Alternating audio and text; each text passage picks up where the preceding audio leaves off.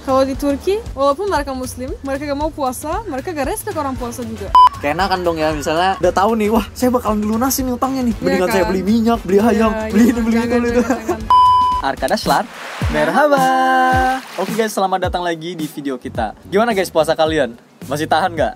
Nah, buat nemenin ngabuburit kalian semua, kita mau ngebuat satu video ini tentang penjelasan budaya Ramadan yang ada di Turki. Adat istiadat yang ada di Turki ini sejak dulu ya. Ya, kita akan membandingkan perbedaannya apa di Indonesia gimana, di sini gimana. Iya, benar.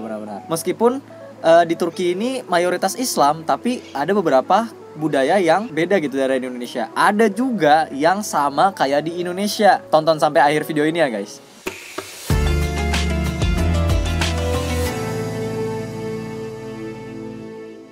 Oke guys, jadi sebenarnya waktu Ramadan itu, sepenglihatan aku ya guys, di Turki itu restoran itu gak semuanya tutup gitu guys. Jadi ada yang buka, bahkan yang aku lihat kayaknya hampir 80% itu buka. Ini yang penglihatan aku ya. Aku gak tahu di daerah lain, daerah timur sana gitu, yang mungkin lebih islamis, apakah mereka tutup atau mereka masih buka gitu di siang hari bulan Ramadan gitu. Tapi sepengalaman aku tinggal di sini, aku kan pernah tinggal di Konya, di kota Konya. Itu kota yang katanya yang paling Islam yang ada di Turki ya. Benar. Nah itu restoran itu masih buka guys waktu siang-siang. Itu benar, di sini toko-tokonya selalu tetap buka. Ini karena mungkin karena negaranya sedikit sekuler. Jadi orang-orangnya bilang, iya ada orang-orang Muslim yang puasa, tapi pasti ada orang-orang yang tidak puasa juga. Jadi gitu ya? Tetap buka semua toko-tokonya. Juga kita bisa lihat waktu Ramadan ada banyak orang yang makan di luar, minum di luar. Mereka bilang pahala kamu akan jadi tinggi katanya. Lihat kita minum, kamu gak bisa minum. Mereka bilang jadi mereka bilang gak apa-apa, kita gak sembunyi minum-minum di belakang. Bukan kayak gitu. Semua orang sudah biasa. Ada yang puasa, ada yang gak puasa. Jadi mereka kayak menguji orang-orang yang lagi puasa gitu ya. Mau pahalanya banyak gak nih? Lihatin saya lagi makan nih. Makan gitu di samping jalan. Ini sudah biasa di sini. Kalau di Indonesia gimana? Kalau di Indonesia udah pasti ditegur sih. Apalagi nih ya kalau misalnya restoran buka di siang bolong dan gak ditutup pakai terpal atau tirai gitu, ditegurlah sama masyarakat gitu. Soalnya sebenarnya kita pasti iya. jadi kayak gitu. Lebih baik yang ada di Indonesia karena mereka respect orang-orang yang puasa. Terutama di musim panas itu susah banget, itu iya, cuacanya benar. panas, harus minum. Kita lihat orang-orangnya minum yang dingin-dingin, tapi kita harus puasa terlalu lama, susah banget itu. Iya, biasanya kalau di Indonesia itu mungkin ada ya beberapa tempat makan yang buka, cuma ditutup gitu loh. Mereka masih makan di dalam. Iya, masih makan. Cuma mungkin itu buat orang-orang yang nggak puasa atau ya kan di Indonesia kan ada banyak selain orang Islam tuh ada banyak ya ada non-Muslim. Nah itu maksudnya mereka pun kalau misalnya mau makan di sana pasti nggak akan makan terang-terangan gitu. Iya benar. Mungkin di Indonesia karena lebih bervariasi agamanya jadi lebih tinggi mungkin ya tingkat toleransinya. Sampai hari ini yang aku dengar dari Indonesia, orang Indonesia lebih respect semua agamanya. Ini kayak apa? Mungkin ada non-Muslim, ya. Ini Kristen atau yang lain, mereka punya liburan, Muslim juga punya liburan. Iya. Kalau Muslim yang puasa, orang yang asing yang non-Muslim juga akan respect mereka tidak makan di depannya.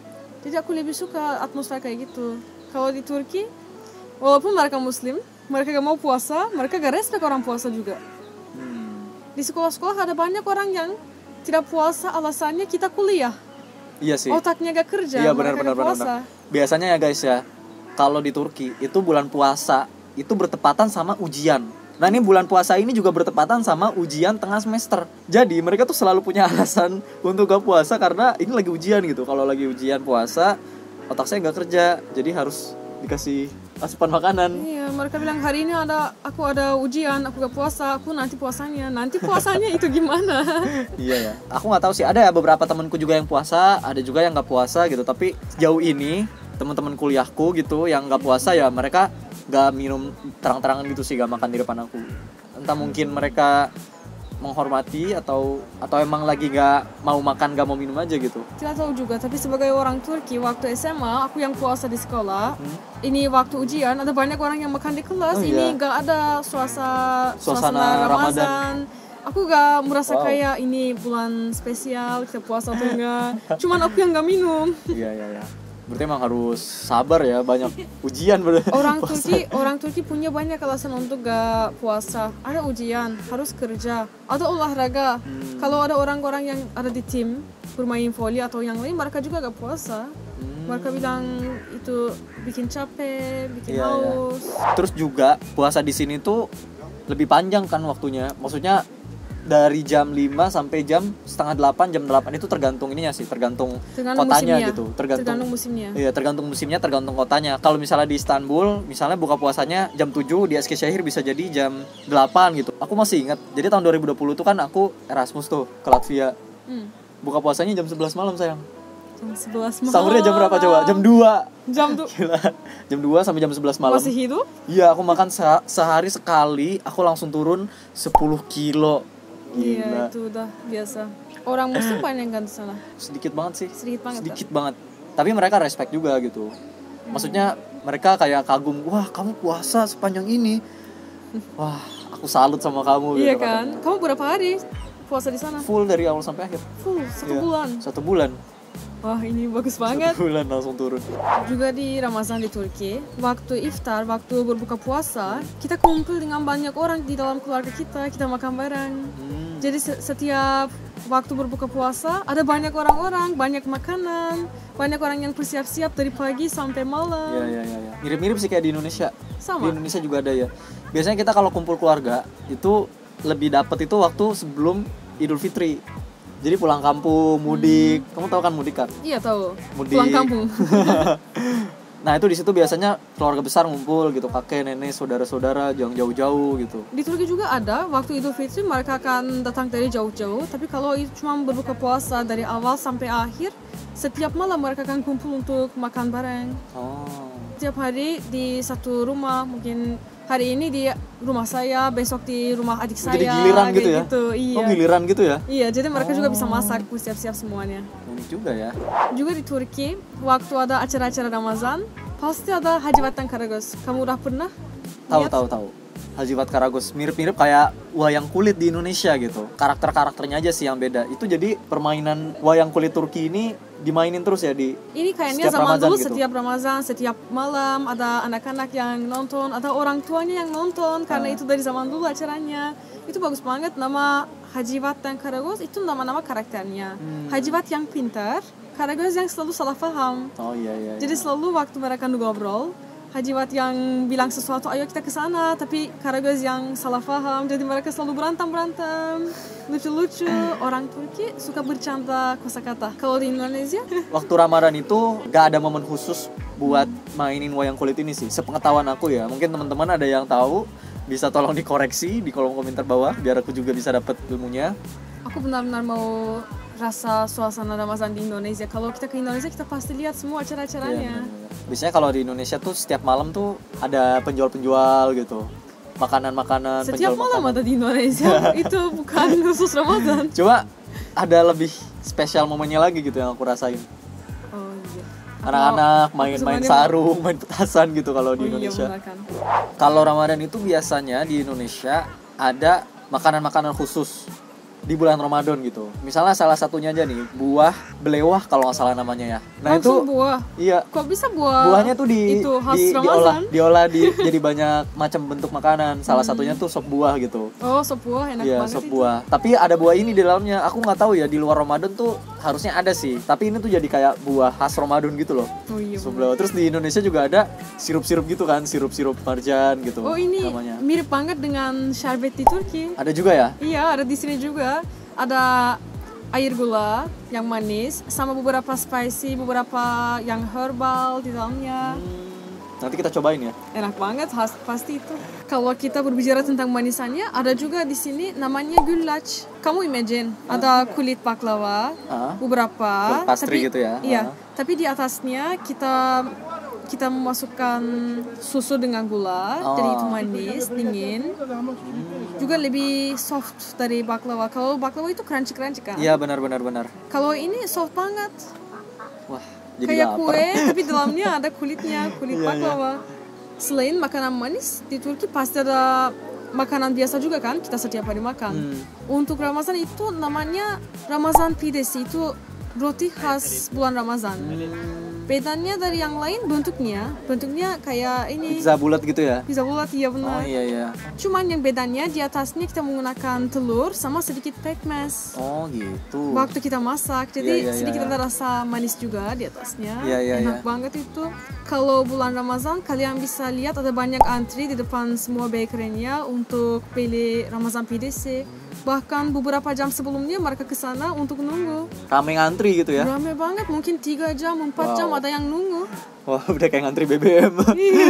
BBM gratis. Selanjutnya di Turki itu ada namanya Mahya Kulturu. Jadi Mahya Kulturu ini tuh kayak tulisan-tulisan yang ada di menara masjid gitu loh guys, di antara 2 menara masjid. Nah, tulisan-tulisan ini tuh biasanya kayak pesan-pesan kebaikan atau hadis Nabi gitu yang bisa membawa orang-orang tuh kepada kebaikan gitulah intinya. Ini kayak buat orang-orangnya mau datang ke masjid. Iya. Tapi tulisannya juga nih dalam bahasa Turki gitu ya. Ya pasti karena Pasti itu dalam di bahasa Turki. Turki ya. Biasanya kan kalau di Indonesia tuh tulisan-tulisan gitu ada yang versi Arabnya, terus baru di bawahnya tuh artinya gitu. Di sini langsung, jarang banget orang iya. yang paham bahasa Arab. Benar. Di sini karena emang aku lihat semuanya diubah ke dalam bahasa Turki sih. Bahkan nama-nama sholat juga diubah ke dalam bahasa Turki gitu. Jadi kalau misalnya ngasih tulisan hadis itu dalam tulisan Arab itu lebih kurang dipahami gitu ya. Kayaknya lebih orang-orang tuh bisa lebih paham tuh kalau misalnya terjemahannya langsung. Benar banget. Terjemahannya langsung dalam bahasa Turki gitu. Oke guys, selanjutnya ini unik nih. Di Turki ada namanya budaya iftar topu. Kalian tahu guys? Ini tuh kebiasaan memberitahu waktu buka tiba itu dengan menembakkan meriam guys. Wadidaw. Ini juga budayanya lama banget dari periode Ottoman kita masih menggunakan. Zaman dulu mereka menggunakan budaya ini, kebiasaan ini untuk menunjukkan waktu berbuka puasa. Jadi mungkin karena ada beberapa rumah-rumah jauh dari masjid, mereka gak bisa dengar azannya. Biar ada meriam, jadi itu suaranya tinggi banget kan? Ya. Semua orang bisa dengar dan mereka bisa paham ini waktu berbuka puasa. Oh, iya. Dulu karena belum ada toa masjid ya. Dan perumahan orang tuh kan udah luas banget gitu. Kalau misalnya imamnya azan duluan mungkin suaranya serak kali ya. Iya. Nanti malah lagi azan terus langsung gitu kan. Iya, dia sebenarnya mereka nunggu sampai mereka minum sedikit dan makan sedikit dan mereka baru azan. Iya ya. Cuma kalau dulu mungkin untuk mengakali ini, jadi ada satu meriam yang tinggi gitu di atas bukit, terus diledakin tuh duar. Kalau udah ledak duar, berarti itu udah masuk waktu buka puasa gitu ya. Orang Turki langsung bismillah. Iya, langsung makan.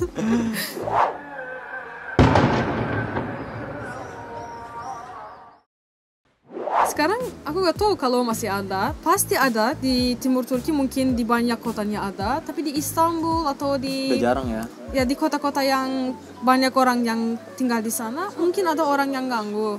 Mungkin, yang terganggu gitu ya. Iya, mungkin ada orang-orang yang bilang kita non muslim, kita gak mau dengar suaranya terlalu besar kayak gini, tinggi. Kalau misalnya ada suara meriam setiap hari tuh kayak udah perang tuh, jedor. Cuma sekali sehari, ini bukan kayak dari pagi sampai malam. Wah. Ini bukan perang, ini waktu berbuka puasa. Mungkin ada orang-orang yang baru di dalam kerja ini, jadi mereka gak tahu gimana bisa menggunakan meriamnya sebelum iftar.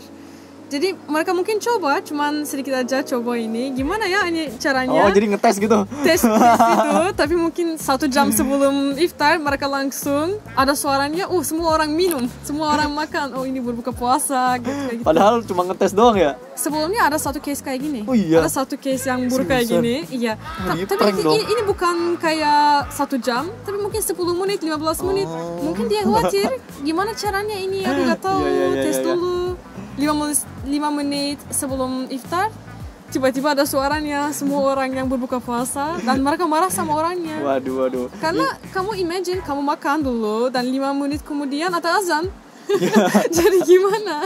Itu kayak ngetes toa masjid, tapi ngetesnya sambil azan di bulan Ramadan gitu ya. Yeah. Azannya jam 5:30 gitu sebelum buka puasa gitu. Allahu Akbar. Tes. Loh, orang-orang buka puasa. Langsung buka puasa. Juga di bulan Ramazan ada Zimam Defteri namanya. Zimam Defteri.